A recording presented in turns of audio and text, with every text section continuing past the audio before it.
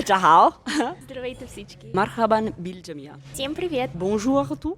Ciao a tutti! Ciao a tutti. Buongiorno and welcome. Welcome to Logasmo. Today we're going to have a little bit of a chat. We wanted to do something that was maybe a bit more vlog type content, mainly because we're on our lunch break. Coffee break. And we wanted to talk about a really fundamental aspect of language learning, which is anxiety or learning anxiety. Yeah, it's a very interesting aspect which is important to us not only regarding our life in general, because anxiety is all around us, we know that, we live in a very crazy world, but also regarding language learning, because it can really destroy your language learning experience, and we're going to talk a bit about that. One aspect about anxiety, and we're going to talk about something, we may use a foreign word here, because I feel like the distinction from Italian and English is going to be very important. In Italian it's called angoscia, which is directly translated to angst, but I feel like modern connotations of angst kind of take away what we're trying to talk about here. And we're going to reference a little bit of Kierkegaard. We're going to do a little bit of an introductory on what his philosophy talked about and how that pertains to language learning. So Kierkegaard is a very important philosopher, and we have been discussing about him for quite some time. Way too much, actually. Yeah, always bringing him into our discussions. I gotta say, he was the bane of my existence for a very, very long time, mainly for his existential focus on what anxiety is and the human experience of angoscia and of anxiety. So Kierkegaard was a philosopher around the 1800s, right? So in contemporaneity with a lot of amazing movements, which was Romanticism, and the type of, let's say, representation of the human experience in society. And also anxiety is a choice, the main thesis, choice you have to make in regarding to your own life. Absolutely. I think the aspect and the philosophical connotation of choice was really brought on by the industrial age of this epoch in general, right? So we had a different modus operandi. We had a little bit more individualism that was rising in society, and Kierkegaard really focused on the individualist experience and this aspect of choice. So what is angoscia to Kierkegaard? How does that pertain? What is his definition of anxiety? Anxiety is this feeling, we even have some quotes here, so we're not just talking randomly. It's basically the distance between yourself and your full potential. Here's the quote: "Anxiety may be compared with dizziness." And then a little bit after, "Hence anxiety is the dizziness of freedom, which emerges when the spirit wants to possess the synthesis, and freedom looks down into its own possibility, laying hold of finiteness to support itself." Yeah. So basically we have this freedom of opportunities. When we are born, every one of us can be anything they want, really. But this choice and the anxiety made of the choice of what we want to be in the end is really the cause of anxiety. So it is that it's odd, because when we see opportunities and when we see choice, we view them as inherently good things, as inherently positive topics. But when we're talking about learning, and obviously this is going to the specifics of language learning, but in general, when you're acquiring new knowledge, you have this broadening of the perspective that you may have of the world. There are different paths you can take. And that's where anxiety is born in Kierkegaard. It's the aspect of the multitude of choice and how that can actually sometimes be detrimental to the human psyche and to the human experience, and then can lead to what he will call despair, which is when you ignore all the possibilities you have because of the anxiety that they create, you're left with the nothingness and the negation of yourself. And I think that this really happens on a subconscious level. You don't know where anxiety comes from. You're just anxious about different things happening in your life. You're worried about it. Like when you're little, you consider it as worriness. For example, I have always been a very anxious person, someone who always worried about the future, always worried about other people's thoughts and so on.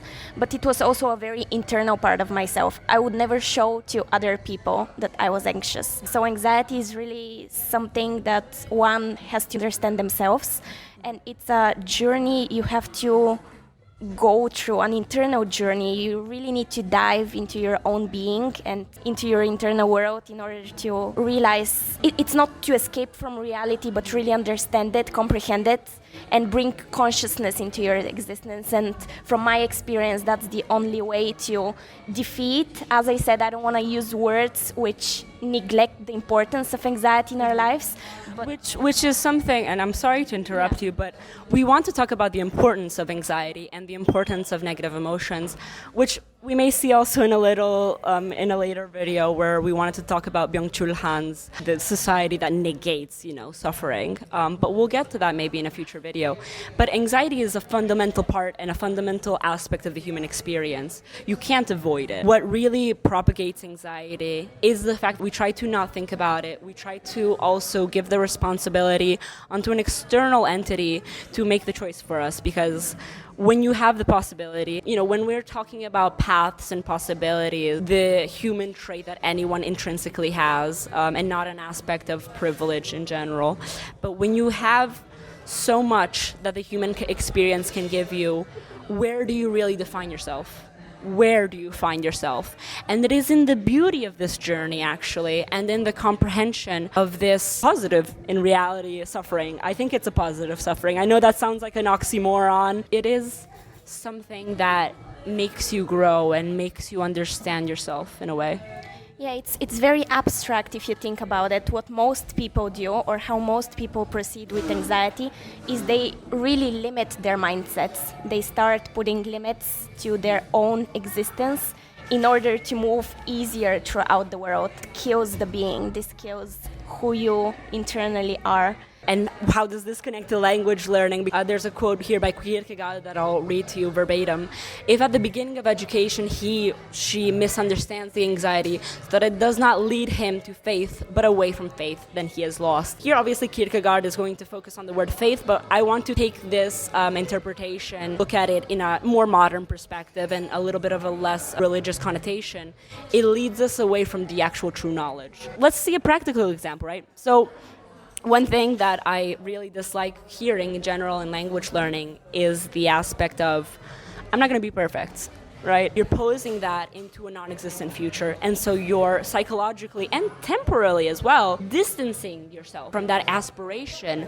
And I think that also is an evolution of that anxiety that you feel. There's so many ways that you can achieve whatever type of ideal you want, but the moment of recognizing it and seeing all the things you may have to do is very scary in reality. Exactly. Anxiety works, as I said, on a subconscious level. If we think about it, language acquisition also works on a subconscious level. You don't rationalize every single word which you want to pronounce, everything you want to say, you just speak. That's what it means to know a language, to be able to speak without overthinking too much about the future, about what is going to be said by you in the future. I feel like the categorization of in the future or in the past will make us lose ourselves. Absolutely. I find it really interesting that language acquisition, at least I view it as really personality acquisition or upgrading your personality. Because when you integrate a language in yourself or in your subconscious self, you become a new self. You become a more developed person. It's really about making yourself a better person for yourself and for the others, I think. Absolutely, and I think it's very important to view this as a sort of love. Eva here found an amazing quote by an amazing writer, which, if you guys are interested, maybe we can review a book of hers. What Anais says, anxiety is love's greatest killer. It makes others feel as you might when a drowning man holds on to you. You want to save him, but you know he will strangle you with his panic.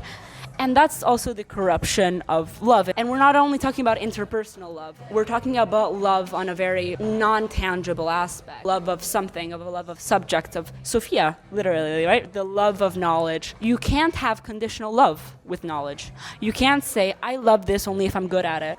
I love languages, and it doesn't really matter if I'm amazing at them or if I'm bad, because my love exceeds any type of perfectionism. Yeah, exactly. This reminded me of a book by Umberto Galimberti, who we'll hopefully also talk about in the future, Le cose dell'amore. He also mentions, well, in this book he talks about how love is basically everything. It is everything. It has the possibility to incorporate every single aspect of the beauty of human existence within it.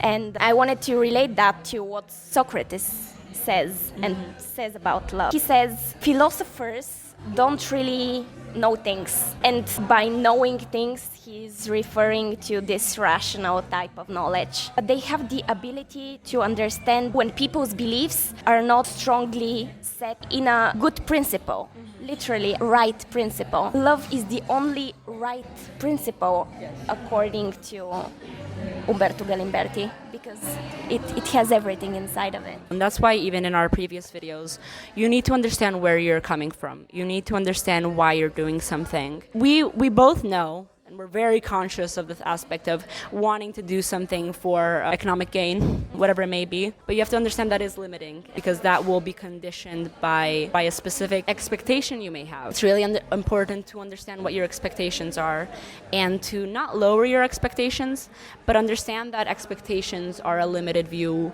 of reality. When we talk about failure, we're talking about something that, an aspect of failure. I've always seen failure as something that is an unexpected solution to a problem that you have posed. You're putting yourself in a situation where you're creating a specific type of future. And that's where the disappointment comes from. So once you get into learning without expectations, with an open mind, and understanding that it's very often you'll make mistakes, that's part of the journey. It's not something to avoid. Yeah, what you said about expectations, it's really the best way to condition anxiety, to make it grow, to make it sprout.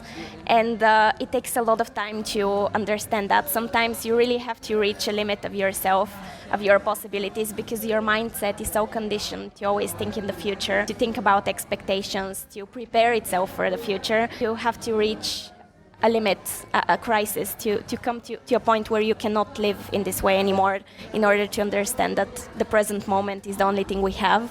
And it's also the best way to acquire knowledge and experiences. And if you really want to live, you have to condition your mind or teach yourself to live in the now. Really beautiful. It's really, and since we are relating this video to language learning, being in the now, not having any expectations towards yourself, what level you want to achieve, or who you want to present yourself with, who you want to surprise that you know their language or whatever. You shouldn't really have those types of conditions which make your goal much more limited.